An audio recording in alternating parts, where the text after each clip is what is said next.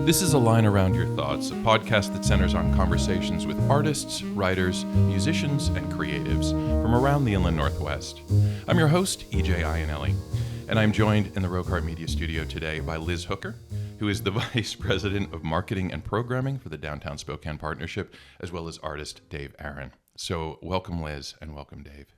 Thank you. Thanks, EJ. Hi, and we are here today to talk primarily about First Friday Face-Off, which is a new DSP initiative and one in which you have participated for the inaugural event. That's correct, yeah. First Friday Face-Off, let's dive in. Yeah. What is this initiative? Yeah, so a little known fact about the Downtown Partnership is we have actually been the drivers of First Friday for over 20 years. So I believe it was before my time. First Friday kind of started as an initiative in 2003. And that was the time when we had the Davenport Art District. There was a lot more galleries in downtown Spokane. And in its heyday, First Friday, which is intended to bring people downtown for a little bit longer. So we're asking retailers, restaurants, boutiques, galleries to extend their hours on First Friday from 5 to 8 p.m. and do something a little bit more, something unexpected than you might see when you generally go in. We, in our heyday, had upwards of about 50 galleries participating, or 50 locations with artists. And when was the heyday? And that would, I'd say, the early 2010s. Mm-hmm. So kind of when I came in, I mean, it was hard to keep people away on First Friday. And then as we kind of, time moved on and generations changed, and then 2020 hit and we saw a complete dive in participation. And so we have been the last few years trying to figure out, one, how could we get participation back open, encourage those retailers, restaurants, anyone really, to include art in their space on First Friday. And it doesn't just have to be visual art. It could be music. It could be a launch of a special beer. It could be cocktails. It just anything that's new and fresh and creative. And also to bring out a new generation of arts patrons. I know when I was first starting to be interested in art, I felt like I had to have a real discerning eye, and it was so expensive. And how could I be an arts patron when I, can barely afford a poster? And we want this new event, this face-off, to introduce young people, folks who might be intimidated by the arts, to be invited to try something fun and casual and easy. And then while you're in downtown, maybe go and discover something that you might really be excited about and love. So the Face-Off is about supporting First Friday in general. And it's about giving an opportunity for new people to discover arts in Spokane. Yeah, and you highlight an interesting paradox, because I feel, and maybe this is just me speaking from my generational vantage, but I feel like the arts is more pervasive and more accessible than ever. And yet it still has that you talk about having to have that discerning palate, or feeling as though you have to have that. And it's weird that stigma of exclusivity kind of still surrounds it. So even though the arts is meant to be a mode for us to convene and communicate, it still has that stigma associated with it, where people think, and it's kind of got the tux and bow tie and ball gown yes. aura around Oh, it, yes, that it? is lovely. Yeah, exactly. Somebody get forward, John. Yes, yeah. So, these, we had been talking briefly about activations and the importance of activation. And so First Friday is kind of like maybe the OG activation for the DSP. Yes. Yeah. There were a couple of things when I came into my position that we did. One was horse and carriage rides, and the other was First Friday. And as much as I've tried to give First Friday away, it keeps coming back to me. So we're just trying to embrace it. Really, my theme for First Friday is see it first, find it first, taste it first, explore it first. So we want to invite people to be the first to see something because it's always exciting to be a part of something new. And really, the face-off is definitely the first you're going to see. Like these are original artworks being created in front of your very eyes. And so no one has ever seen it before you, not even the artist, which is really exciting. Yeah, and so where did First Friday Face Off, where did that idea originate? Because Yeah. we've got First Friday as a thing. So yeah, the whole idea of this artists in competition. And Dave, I'm going to bring you in to speak about that competitive aspect. Yeah. But yeah. Yeah. Face-offs or art battles aren't anything new. I had many years ago, Matt Bogue was coordinating events called draw-offs through 72144, and I remember attending those and having a great time, and they felt really underground. And so when we had an opportunity to apply for the city tourism grant. Yeah, it's the culture. Is it TACI? Cultural? Yeah, tourism and cultural grant. I was trying to think of something that would be new and different. And we talked about, paying buskers to be out during First Friday, lots of different ideas. But the one that kind of kept coming back to was I remember having such a good time at these draw-offs, and everyone seemed to be really enjoying each other. And it wasn't only about the art, but it was about kind of the networking and the community that came together while you were there. So that was kind of the idea that we threw out to the reviewers when we made the application. And then when we got the award, it was like, well, now we have to make it happen. So we knew that there was this empty space where the Rite Aid used to be at the Parkade, and everyone was kind of curious about it. And to me, it kind of had that little bit of rough, grimy feel that we were going Very for. Spokane, Yes, yeah. And I want to see this face off grow. Like Dave, you were such a joy to work with because you were like, I don't know what's happening, but we're gonna go for it.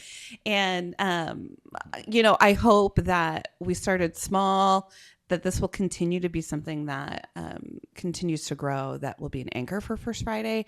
And the way we work at the Downtown Partnership is we try and build events and then hand them off. I don't mind when someone tells me they can do it better because that means they want to do it. And so we're trying to kind of stimulate these activities and then hand them off to someone who can do them better than us, who is more excited, more engaged, and really run with it and help it grow. That's our job, is to stimulate and then embrace and collaborate and foster. Yeah, and Dave, before I talk to you about your experience, I just want to establish the parameters for this. So this is First Friday. You had your inaugural event in January, what was it, 9th, I think? It was the theme, because these are all themed. It was New Year, New You. By the time this goes out, you will have had your February event, which is Love Letters. Yes. Okay, and then we're coming up on a March one. The theme for that is Women in Spokane History. So March is Women's History Month. It doesn't have to be just women in Spokane history, but women in history. We have a lot of amazing women CEOs in Spokane, powerful women who've made big changes in the past. We're hoping to partner with the YWCA for their Women of Achievement.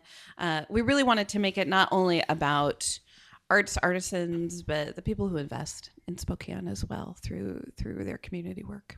Okay. And this is a 2-hour event where the artists paint for like a 90-minute window or a 2-hour window. Yeah, Dave, we made you pay for 2 hours. Afterward, I was like, oh no, we should have started at like 5:15. Give him a break.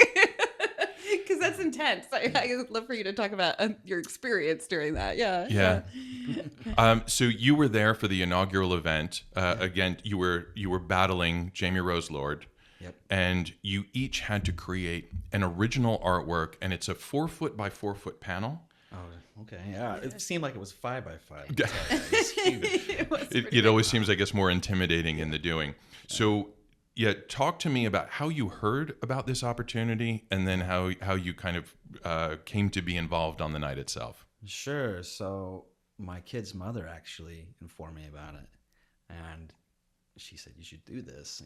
Your art's pretty cool. And I was like, all right, I want to try. And I uploaded my images to the website and didn't really expect, I wasn't really attached to whether I was going to get selected or not. And the next thing I know, within I think a few days, they're like, yeah, we'd like you to come in. And I said, okay, well, here we go. And that's kind of the whole vibe of the whole experience was, let's just see how this goes. And the venue was really cool. Went in there. It was like a big open area. And they had nice lighting, and a DJ came up and shook my hand, and someone else came up and shook my hand, and then the news team came out, and I had this big canvas in front of me though, and I was like, what am I supposed to do here exactly? But then I got to meet Jamie, and she was very sweet and very amazing artist. She had some of her pieces. Did you meet her beforehand? No, that was the first time, yeah. Oh, wow. So you did not know really anything about her personally going in? Nothing at all, yeah. Wow, okay. Yeah. So then we just kind of got the vibe a little bit, and we talked about, okay, here's how we're going to do this, I think. And we were like, we're going to share paints. I filled up a big bucket of water, and I was like, do you want one? And I kept one for me. So it was really this neat synergies that already started the whole from the beginning. Yeah, it sounds like there was a little collaborative element there, so it wasn't a overtly hostile not at all competition. No, it was really kind and fun. And you mentioned your work, and you had uploaded some images. Now, if I had to come up with a description of some of your recent work, it would be Pointillist psychedelica. Sure. Because I don't know if that's an accurate characterization, but that's kind of what it evokes to me. For sure.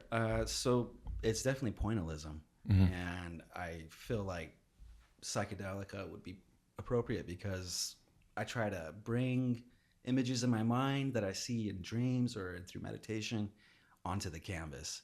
And the challenge is, can I do that with points, dots? And so, yeah, I really enjoy it. Yeah, and so some of this subject matter that you're tapping into, because it does lend itself to the surreal. So when you're in that environment and you've got 90 minutes or 2 hours to create something, did you come with an image in mind, or are you just kind of channeling the energies of the cosmos there? So that's a really great question. Actually, when I found out about it, I was like thinking I was going to come and do things the way I usually do, which is a small black sheet of paper and my little pens. So I get there and there's like a huge canvas, and my pens aren't going to work on that. And I was like, why do I do this?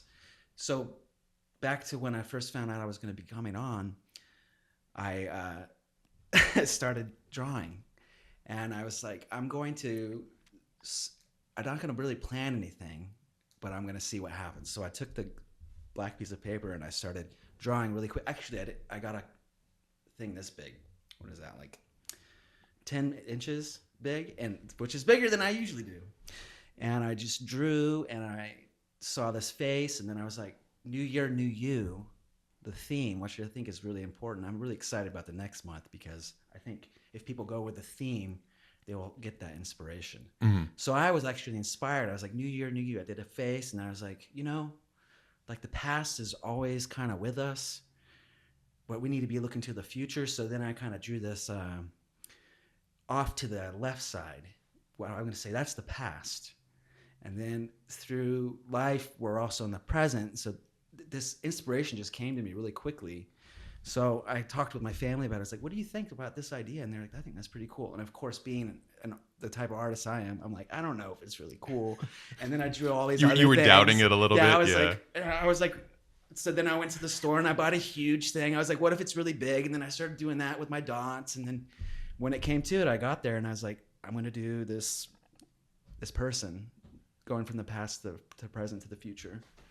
So yeah, the inspiration started from that first day, and then when I got there, the decision was there on the spot. Yeah, I think it would be hard not to start generating some images just so you walk in a little more prepared. Now, in which medium do you normally work? Because you have really vibrant colors, and when I talk about psychedelica, I mean, one of the associations that comes to mind is a lot of your stuff would look great under a black light. Yeah, I think that it will. Yeah, and I have a few pieces that definitely shine, and that was unintentional. I was really trying to go with color because initially my main medium would be black art paper and a white gel pen, and I would just go dot, dot, dot, dot, dot. Yeah. And then the next thing I'd see an image. But then I was like, let's buy some gel pens that have some neon in them. And so that's where I'm at now with it. My main medium is gel pens, metallic or colored. And where did you study? Didn't really study. I mean, I went to high school and I took So you're self-taught? or self-trained? I would say so, yeah. Well, that's cool. Well, Jim Lavador has a big exhibition down at the MAC right now, and it's incredible. And there's a dude who's entirely self-trained. Yeah, so, there's so much out there so you can learn. Like, for example, like when I said I just did these dots, if you just get a little humble, that's my problem. Is I humbled myself and like watch a few videos.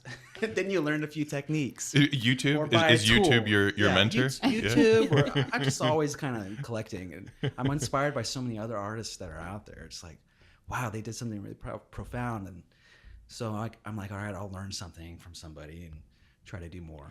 I feel like that's such a Spokane story for artists. I've come across so many extremely talented people here in Spokane that don't consider them, like, they didn't go to art school, so they're like, I don't know if I can call myself an artist. And there's the stigma. True. There's the stigma again. Yes. Yeah. And really, I mean, art to me is something that makes you feel, makes you have a conversation. It's anything. Like I decorate my wall with road signs. To me, they're beautiful.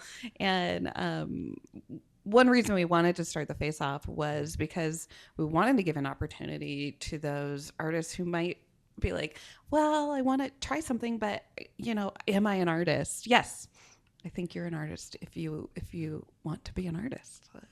And you could not have been better matched, in my opinion, with Jamie, because her work offers such a juxtaposition to yours.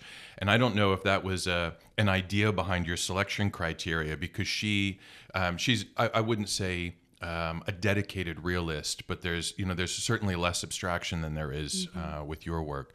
So I don't know who to throw the question to, because you're behind kind of the selection process, but you were there knowing that as these paintings were taking shape. Was there some self-doubt on your part, like, is this going to resonate with audiences as much as Jamie's New Year's scene? Absolutely. I was. Those thoughts started creeping up, but thankfully, I just had the mindset that I'm not going to give that any attention. I'm just going to, like when you came up to me, I'm just going to do it and see what happens. And I'll worry about how I feel about it later. And you were positioned so that you were opposite one another. Did you go over and actually check on her canvas at any point? There was a point, probably about an hour in or so, when I spilled a huge bucket of water. I started, maybe it was, I don't know, time kind of dilated there. So maybe it was like 5 minutes in, but it seemed like an hour in. I went over and we saw each other's work, and I was like, wow, she's doing like this mural of a mountain. And then she kind of peeked over on my side. She was like, oh, that's really interesting. It's like, so we went back to our sides. It was cool that we were opposite of each other. And it's really this artistic experience. But I really wanted to touch on people that are feeling not like an artist. Oh, by all means, yeah. So I actually had some family come down, and they're like, I think I want to enter into this. And they are really good artists. Okay, so this is already kind of starting to open up something just in my family, and I could see it in the community, obviously, what happened too. Some specifics. So you say you had family come down. Yeah. Was this, are they a younger generation, an older generation? Are mid-40s. they? Okay. Yeah. Okay. Very young then. Sure. Just babies. Just babies. Who's in the room? Yeah, that's young. Yeah. And are they self-trained artists as well? Okay. Yeah, they are. Yeah. Okay. And they hang their paintings in their house and things like this, and watercolors. And I look at them, I'm like, this is really something special. But you never really thought, how can I get out there? Maybe go to terrain, enter it into that, or something else. But this is like, I think this is a good synergy where people are going to actually come out. I'm going to go to the next one just to support the local artist. I think it's going to take root. Yeah. I really do. And I'd like to see it bigger than it is. Actually. Oh yeah, that's our goal as well. Maybe up to 4 to 8 people. Yeah. I have a whole room of people just doing it for fun, because it's like a Pinot's palette, right? Where you go and you paint. Everybody loves it at the end of the night anyway. The experience itself is what's so fun. Yeah. But this is a very different experience to Pinot's palette. This is where when you spill a bucket of water, you're like, oh no, is that going to delay me? Am I going to have time to complete this? And you can hear people are dropping coins or something in a bucket. Yeah, so we have poker chip voting tokens. Yeah. Yeah, I would hear a couple of them. I was like, did I just drop something? But yeah, that's part of the element that gets you going too. And people are watching. It's so much fun. You start to sweat and you're like, does my butt look good from behind? As you bend it over. It's just fun. Yeah, but is that pleasant? Is that a pleasant experience? I mean, Yeah, because I would say so. Yeah. yeah, I put myself in that situation. I think, man, I don't know if I would crack. Like, I just, the idea of people voting for you in real time and things like that.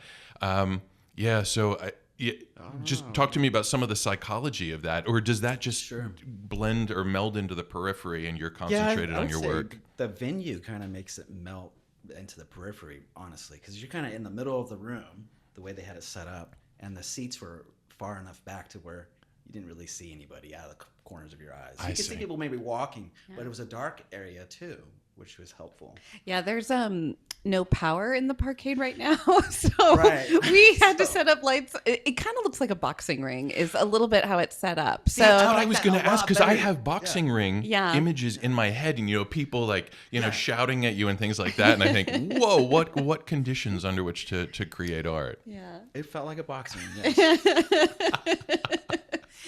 It was a friendly experience. Yeah. It wasn't. There was no fighting. Yeah. And so in terms of the selection process, you had these images. Did you say, hey, we've got Jamie, and that would make a really good pairing with Dave, or vice versa? that was a happy accident. I think what we're really looking for is artists that we think could speak to the theme. Is their artwork kind of in alignment with what we think the theme is? So will their finished piece reflect the theme for that month? And a little bit of like, well, let's just see what happens. So it was completely unintentional that we had such, different artists for January. But I mean, at the end of the day, how many artists are going to be exactly alike? So I think you're going to find a lot of diversity no matter what. And in terms of the materials that they're working in, now, Dave, you said your normal medium was black paper and gel pen. What were the tools that you used to execute this? Were they acrylics? Were they oils? Yeah, so we actually have an artist on our clean team. And so we kind of went to Chris and we were like, okay, so if we're going to do this, what would be the best thing? And so Chris was like, acrylics are easiest. So we went with just basic acrylics. It was a little bit of I was like, we'll just go to Lowe's and buy all the house paint. And Chris was like, no. So we tried out the acrylics, and actually since January kind of being our first experiment, we've narrowed down our supplies. So and then the canvas itself is just a nice piece of denser particle board, I think. So it's like a panel. Yeah. Okay, as opposed to a canvas. Yeah. And just the super basics. We do allow artists to bring, if they want to include string or, I don't know, button, whatever, other elements, but it needs to be within reason. We don't want to give someone a total advantage. But yeah, that's kind of where we landed, is what is easiest to use. In the call, we do want primarily painters, but who knows what we could end up. You were like paper towels, and near the end it was you were kind of in a flow state, is what it looked like to me. And had you worked in acrylics before? Because again, this isn't your preferred medium, so that's another challenge that you've got to deal with. A few paintings in the past with a friend that was like working with acrylics, and they pour the paint and things like this, and I would just kind of come in with my little markers and do my little dots, but. No, yeah, this is a first for me, and it was really fun. But yeah, there came a point when I was like, this brush isn't working for me. But I was like, I got all these fingers. And I started putting my fingers in the paint, and then it just turned into this a lot better. And I got a bottle cap, and I was like, I think I could use this as a dotter. Started dotting with the bottle cap. So. Yeah, there was a way through, for sure. I mean, and so for all the folks that say a career in the arts teaches you kind of creative problem solving, I think that's one of the examples right there, the ability to improvise under pressure. I would say for me, art is you've heard this saying before, it's therapy. It's made me a better dad as I do it. Here's why. It's like you make mistakes on art, like Bob Ross says, happy little accidents. But you learn to just kind of roll with it instead of things needing to be exact and perfect. Now, there are artists that can do that. I'm not that kind of artist. So if I make a mistake, I just weave it in. And that whole process, I think, was able to help me be okay in the venue with the paints, with large canvas, with meeting new artists. And I think for the artists that are out there that are interested in this, just have this trust that you already have that attitude towards life because you're already doing it on the canvas. Mm-hmm. But ultimately, Jamie's work was the one that was selected as the winner of this duel. And is that done exclusively through the poker chip voting mechanism? Yeah, so if you want to attend and grab your poker chip as you come in, we have thought about selling poker chips. So all of the money that we're going to start having like beer and wine. So and at the end of the year, we're going to take all of the winners and put them into a calendar to sell for 2027. All of the money goes back into supporting First Friday promotions. That's really, it's kind of a self-sustaining event. We hope that we can, increase our stipend for the artists that are participating through these revenue-generating portions of the platform, and one of those is the voting. So like we want people to feel like they can be a part of it as well. So come in, vote, pick your favorite artists. This month we will have for February a print of Jamie's completed work. There's only 100 that we've printed, and that's the only place you can pick them up is at the Face Off. So we hope people will continue to come back and engage. And then the winner of the Love Letters Face Off you'll generate 100 prints of that for March. Yes. Okay. Yes. Yeah, it's nice too that there's that through line where you'll have the winners kind of face off in December as well. Yeah. And so even though your work was not ultimately the one that was selected as the winner of this battle, you're here today because I know that you were really very complimentary about the experience and you found it incredibly rewarding. So you've already touched on some of that, but what were the other things or the other aspects of this experience that made it really worth it for you? I would say just the opportunity to challenge myself in the art ways so I could break out of my own regular habits with art. Usually I want to do that, and this opportunity kind of forced me to do it. The biggest rewarding thing is to see my entire family be excited about it. One by one, each one of them kind of found out about it. What, you're going to go out there and do this? And a lot of them came, and then they were kind of hanging out in the background. So that was really rewarding because it took it from the bedroom or sitting on the bed drawing to we're all kind of part of something really neat. And I think in this time that we live in with the challenges and the fear, creating something is incredibly important. Like my daughter was there, and after I got done painting and the contest was over, they had a little area where she was drawing. And as a father, you like to think that your influence is going to be positive. And I think that was one of those moments where the positivity was taking root. So each of my kids also, I think, will have this feeling about life. Like, you don't have to live a fantastically extravagant life. You just need to show up for the little things. And if something happens where you're out in the community, great. So it's on many levels satisfying. Yeah. And it sounds like, too, that, it has that legitimizing effect. It goes almost more than a hobby. So people see it more as a passion when you're out there. That's right. Willing to put so much on the line, really, during that 2-hour window.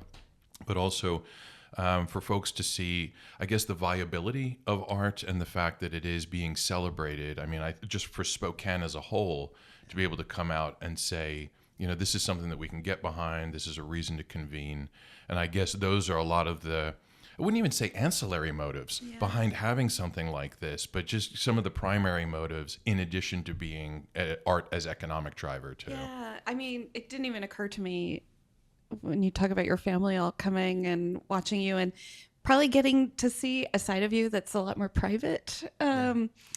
Out in public. Yeah, I didn't even consider that. I mean, our job at the DSP is to keep downtown alive and to keep businesses alive and make people fall in love with downtown again. And we really believe that that is possible through the people that invest, through the people that give their time and their passion. You know, time, talent, and treasure are the ways that we all give. And I just love that you had an experience that also connected you not only with Spokane but with your family a little bit more. And Sure. I did not intend that at all, but it warms my heart to know that happened. And like I said earlier, you know, this is something what we want to grow. We don't want to keep it under a rigid frame of what it should be.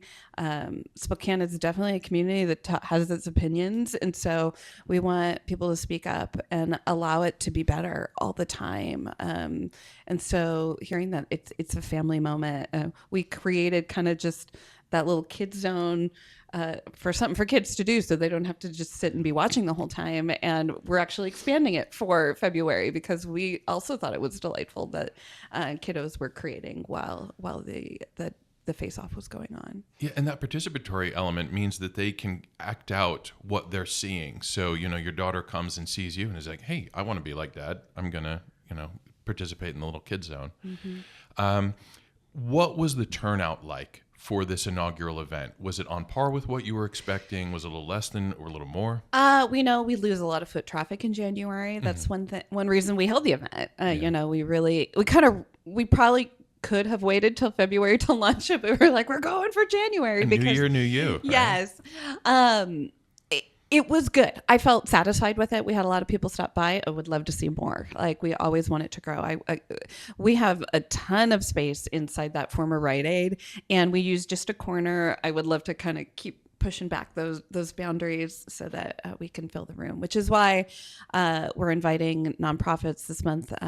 Well, not necessarily nonprofit, but Best of Broadway will be there. They've got the Notebook coming. Oh, wow. And so they'll be doing a contest to give away Notebook tickets. We're working with other artists. If your medium is not painting, you can come in and have a little small vendor table and sell your wares and engage with people. Like I mentioned, the beer garden, the kids zone. We want it to be really a hub where you can start your first Friday and probably end your first Friday and explore everything else in between. And you had mentioned the stipend that the artists receive. Now, each artist receives at the moment $100 stipend. Correct. Is that right? Yes. Okay. Yeah. And then where do these proceeds go from the prints that you are creating and selling? Do some of them go to the artist, or just all of those go back to the DSP? So the prints are free. So you just have to show up and grab a print. Really? Yes. Wow. Okay. We will be putting together. So that's paid for by the grant that we receive. So we're using that grant dollars for the first 6 months of the program, and then items like beer sales will go towards the next 6 months, and then at the end of the year, we'll also be selling the calendar that we put together. We also have kept both the pieces from January. We're working with a property owner to get them on display throughout the entire year, and then we'll be adding those, hopefully in the Skywalk system. And then the plan is in December to put them up for auction, and so someone could own the pieces, with 75% of proceeds going back to the artist, and then 25% going back into paying for the programs. I see. Okay. That's cool. What if I am partial to Dave's work and I want a print of that? So do you retain control over that image where you could theoretically down the road maybe have some prints made? Yes, it is your property. We're just hanging on to it for a while. I forgot what it looks like. I have a nice picture though. Yeah, we did take a nice photo of Jamie's for the print. But as we're sitting here talking, I'm like, you know what? I should just document all of them because they're really wonderful that pieces. really identifies with one, right? Yeah. I like that. Yeah. I think that'd be great for everybody. Yeah. Because it's nice to live in a democracy still, for the most part, and have voting for the popular voting for these things. But yeah, if somebody said, "Hey, that work really resonates with me. How do I get a hold of that?" Then beyond the purchase of a 4x4 panel, which Yeah. could be kind of pricey. Yeah. Yeah, I think prints would be kind of cool. So, yeah. And just looking ahead, we had talked about Love Letters, which is going to be behind us by the time this goes out. And then there's Women of Spokane History in March. So that's going to be the next one. And then do you have the themes off the top of your head, or do you need a little assist? I cannot remember April. I know Celebrate Spring. Celebrate Spring. Oh, Yeah. beautiful. And then May is the Power of Purple. It I is indeed, believe. yeah. And then June is Rainbow and Pride, celebrating Pride Month. And then July, we're moving into the 250th anniversary of Stars and Stripes, and I cannot remember the rest So for the year. after that, so in August we get Summer Sizzle. Oh, which yay. good opportunities there. In September is Back to School / Fall Celebration. October is Spooky Skywalks, and I'm interested to see what comes during then. November's Light Up the Night, and then December is Brushes and Bows. Yes. And that's going to be the championship event. Yes. So yeah. Yeah. We, the past 2 years, have done an intense paint off during Santa's arrival of kind of these 3D trees. And we decided this year that we wanted to move it to be a part of the First Friday celebration. So moving it indoors, it's a little bit more stress-free than being outside on Post Street, and making it kind of a big culminating celebration of the whole event.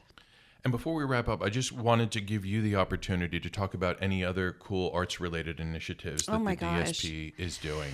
And I know you've always got like 60 balls in the air, but we also received through the city of Spokane, through some economic recovery dollars, are those ARPA dollars? Yes, Yeah. to influence art in the alleyways in downtown. So we have beautiful historic stock buildings where a lot of charcoal distribution, garbage used to go through them, and now they're just more kind of empty pedestrian spaces. We don't use them as much, and so we're working on turning them into walkways.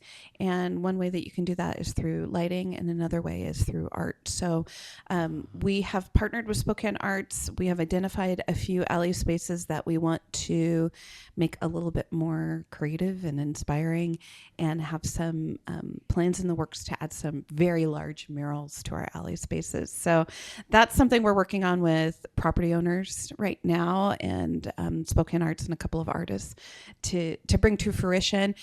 We have to get the dollars out the door this spring, so hopefully we'll have some new large murals in downtown, at least getting started by May. So we're really, really excited about that.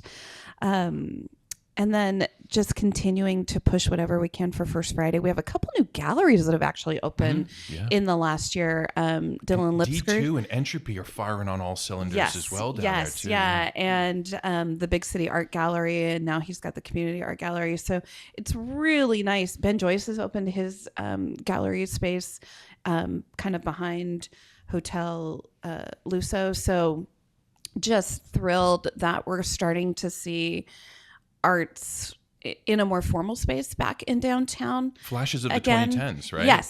Yeah. And I think that is just something that we want to continue. So we're hoping to hold our member mixers at those gallery spaces so that people can have a little bit of a different engagement with them, the space they might not have gone to previously. So. Cool. And then Dave, I know what's on your calendar for February 6th. You're going to be heading to the Love Letters. But what's for you on the horizon? Has this inspired you to do anything in the near term? Are you doing some more large scale works? Prints going at Spokane Art Supply, and it's a matter of just kind of approving them and then figuring out how to get them available to the public. Right now, I'm just still on Reddit sharing the art, building my confidence, and Instagram as well. and now, Instagram, that's starting to build, and I'm going to be going to, I think, what is that called? Barter Fair, and I'm going to have my first booth open with prints available for sale. Really? Yeah. And were you inspired by this experience, or was that something that was in the works beforehand? So I actually went to this last Barter Fair with my son, and he was like, we met a guy named Thaddeus Honeycutt, who's an amazing artist, and I ended up buying a few of his pieces. And then my son's like, Dad, you got to do art. And he made me promise He's like, you got to promise me you're going to do art. And so I put away the video games and put away the snacks and started doing it. So yeah, I was inspired a little bit before.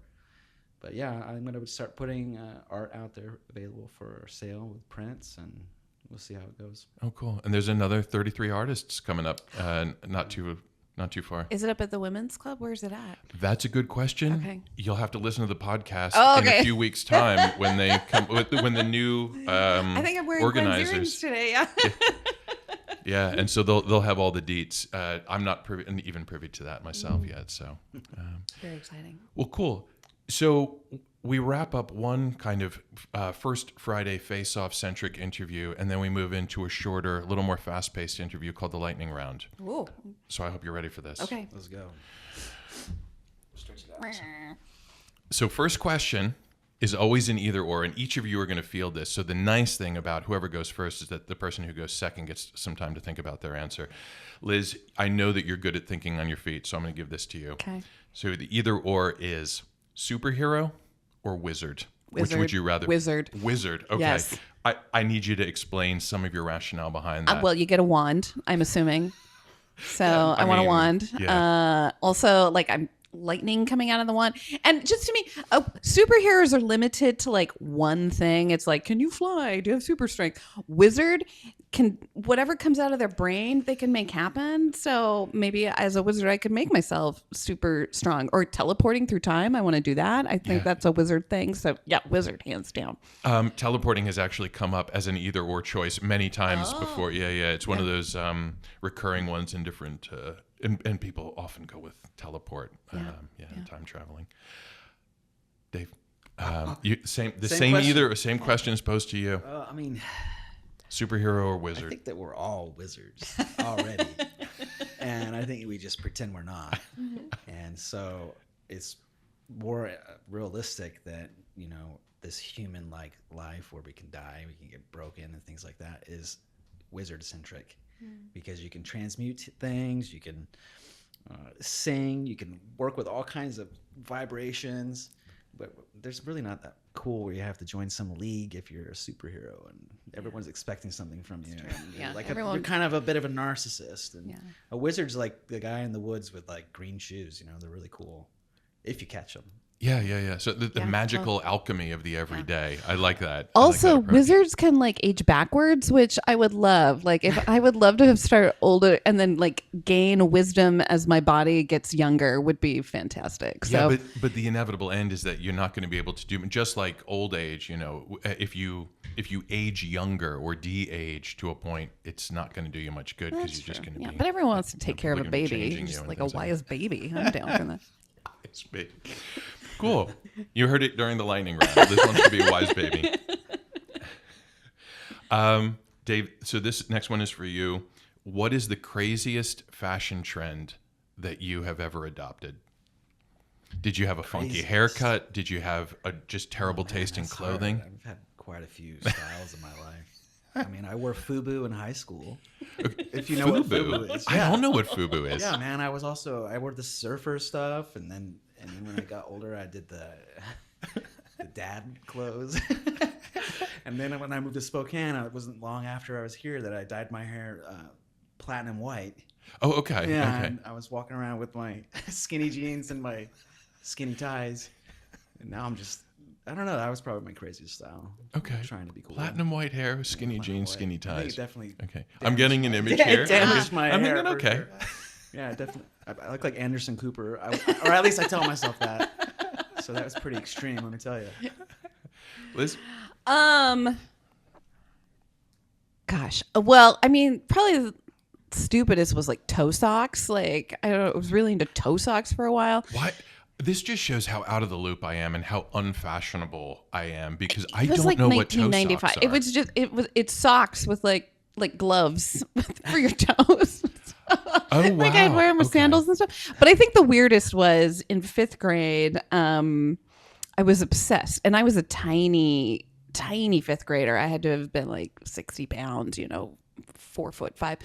I was obsessed with wearing my dad's clothes, so I would like wear my dad's clothes to school, like his shirts and like belt them, or my grandpa's clothes, like old vests and stuff. I don't know. I was a weird kid. So I don't know if it was a fashion trend, but it was certainly a fashion unique. choice for me. Yes. Yeah, Yes. yeah. Yes. So yeah, it's not necessarily. It was your own trend because Yeah. I'm not aware of that being Yeah. kind of a widespread fashion. My trend. mom is also a seamstress, and so I did not have store-bought clothing until I went to middle school. So she literally Von Trapped the laundry room curtains into an outfit for me, and yeah, so I was that kid. I love how you have verbified Von Trapp. I think, And you know exactly what I meant. Yeah, Yeah. I'm gonna find some way to incorporate that. I really like that. All right, the worst job that you have ever had. Oh, I worked for when I was at WSU. I went to Washington State. I worked for a program called Call-a-Coog, which is basically like calling alumni and asking for money. And you sit in front of a computer and you have like 10 seconds in between phone calls. So as soon as you get off the phone with someone, the computer's like, and it gives you like, it starts calling the next number. And so it would be various nights. So it'd be like, tonight we're calling for athletics. And that was actually great because you'd be like, hey, oh yeah, the football team's terrible. They keep losing. They'd be like, I would like to give $10,000, please. And then you would call like the College of Nursing and with, very necessary. And you'd be like, how you doing? They'd be like, well, I just got off a 24-hour shift and blah, blah, blah. And they'd be like, well, that's great. I see you gave $10 in 1884. Would you like to give 2,000? And they'd go, I don't know what you're talking about, lady. So it was very stressful. Like asking people for money is hard. And especially ones who are, working hard, trying to make a living and trying to give money back. So that was a hard job, but also very fulfilling because I do love my alma mater. So Did you have targets that you had to hit as well? Yes. Oh, Yes. oh, That was, there'd be like a whiteboard with thermometers on it and they'd fill it in through the evening. I was never so excited to get strep throat as when I worked for Call-a-Coog because then I was like, okay, come in. So that was great. Yeah. All right, Dave, you're up. I think it's a similar thing. I worked at a high pressure call up people. The system would call for call center anyway. It'd ring and you'd have to just go, hello. Should I say the name of the company? Silverleaf Resorts. Oh. And you have won this vacation. All you need to do is come on down. It was a timeshare. You were one of those guys. For 2 weeks. Me and my brother both worked there, and we were like, we're quitting. It was the roughest. It was intense. There was a thermometer on the wall, too. No kid. For sales. But you seem, at least in this environment, to be relatively soft-spoken. So how did that go down? It doesn't seem like you would be very high pressure on the phone. Well, when I wanted to quit, they took me into the office. There's like no quitting there. And they were like, you actually had a few people come out and take the timeshare and sign up. So we don't want you to leave. And I was like, yeah, that's just because I've been here for 2 weeks. It'll get worse. So maybe that's why, I don't know. Oh, so you have a voice that kind of, it's very ingratiating. And so. Yeah, you'd have to kind of balance it out because there was someone behind you yelling. You better get those sales. If you don't take my job, you should have my job by the end of the week. I'm like, I need to calm down. I need to balance. Aren't resorts supposed to be relaxing? Okay, so listen, kids, stay away from telemarketing and I learned something from that, though. All right, so we're 3/4 of the way through. We've got the last one. What song or songs do you have completely memorized? I don't know, man. Are there any that that you've just got locked in your brain? Probably like Billie Jean. Yeah, I mean it's got a funky bass line. Locked in my brain, yeah. Okay, so Billie Jean and any others? The Colors of the Wind. How's that go? The antithesis of the question. It's tough, and this is the lightning round. It's like, oh crap! I never thought anybody was going to ask me for this particular bit. Do you have any songs that you have completely memorized? Several. So I did a lot of musical theater growing up. I was gonna say, yeah. And like I was in Schoolhouse Rock. So like right now, every time I listen to the news, I'm like, I'm just a bell. Yes. So a lot of any musical that I've ever been in. But the one that I think comes. Schoolhouse Rock is a musical? Oh, yeah, there was a musical version of it. Yes. No It kidding. was delightful. Yeah. Okay. 1996 Civic Theater. I just remember, that showing between Saturday morning cartoons and yeah, the it's a Bill song. darling musical. Yeah. Oh, no kidding. I'll send you a picture of me. I was Shuley. But I think the one that like sticks out to me the most, actually, so the songs that I've memorized in college, I was in a show choir at WSU called Crimson Company, and it was 99 to 2000. We did a whole retrospective of the 20th century. So like music by the decades. And I was an architecture student at the time with another friend who was in Crimson Company with me. And instead of focusing on our classes, we would write parody versions of the 20th century musical review that we were in. And I can remember almost everything from the alternative lyrics that we wrote, like to this day. Like I sing like, smell her feet, smell them coming down the street. So like that's my brain. I always have music running through my head. Yeah. Well, I think that's encouraging, and I like the fact that they are your original parody lyrics that are kind of circulating through your head. Yes. Well, you always got a song in your heart and a song in your head. Yeah, I might have did myself a disservice. I got quite a few songs, but I have to like get them going in my brain by I agree. hearing them, and then also I'm like, oh yeah. Yeah. Did you think of one while Liz was talking? You're like, oh man, that's no. I couldn't do it. Gotta get YouTube out. That's a dangerous question to ask, because now we feel like we have to sing, EJ. Like, I would not make you do that. Yeah. But at some point, maybe you can have like a First Friday face-off that's a vocal competition. oh my gosh, and- that'd be amazing. Yeah, Yeah. like in Pitch Perfect when they go down in the pool and they Yeah. yes. Anyone out there who wants to do that, We'll we're showcase game. all Have the someone disciplines. painting and singing. Yes. Just do it all. Yeah. Well, Liz and Dave, thank you so much for coming in today and talking about First Friday Face-Off and art and creative economy and all that good stuff. So thanks again. I appreciate it. Thank you for having us.